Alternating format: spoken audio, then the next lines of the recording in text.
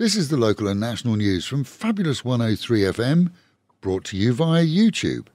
And it would be fabulous if you subscribed to our YouTube page, with the promise in the future that at different times we'll have subjects that are only available to those who subscribe. So please, subscribe to our YouTube channel. It's easy. Click the subscribe button.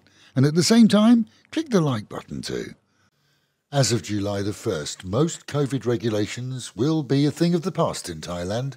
This is the CCSA plans to allow entertainment zones to open until 2 a.m, remove the requirement for masks in public other than crowded areas, and nix the Thailand Pass program.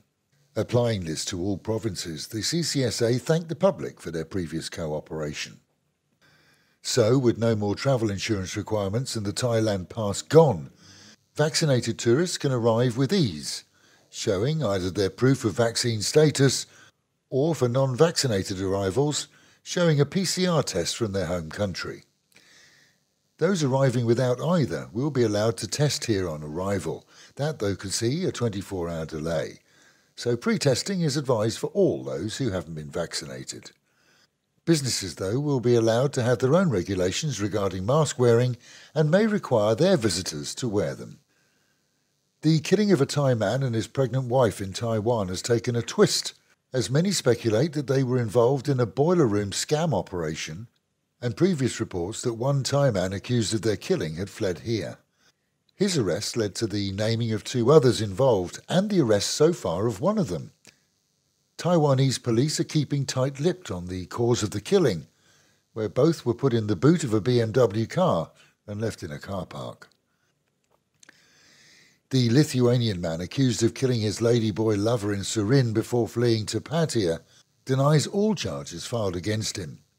Erroneously referred to as Russian by most of the cut-and-paste media, he now faces 3 charges of physical assault leading to death. This as police await DNA analysis reports from forensic labs. That alone will either clear him or see him go down, as the scene was swept by forensics teams at the time the body was found. Plans we reported here last week for the banning of marijuana products in schools and university areas have been confirmed by the Ministry of Higher Education, which has announced a ban in all university campuses and offices. This is a check on samples taken from vendors selling cannabis-based drinks, found the THC content well above legal limits. Experts explain that the vendors have no idea, experience or indeed equipment that can test levels, and as a result saw 30% of all drinks tested fail. Legalisation has pleased most here. However, the challenge now is for the creation and implementation of laws that will prevent abuse, misuse, mis-selling and driving under the influence. Meanwhile, at home and in Pattaya in the early hours of Sunday, way after legal closing time, customers from a backstreet beer bar just off Walking Street had a fistfight. At least 2 people were injured and one of them drawing a knife. He fled after stabbing the other. Police and medics bandaged up the injured man and ordered the bar to close. The man? Well, he refused to go to hospital or make any complaint. No word on his legal status, but it's assumed that all were fired up by booze. Otherwise, it was a weekend of very few incidents in the city despite seeing most areas busy.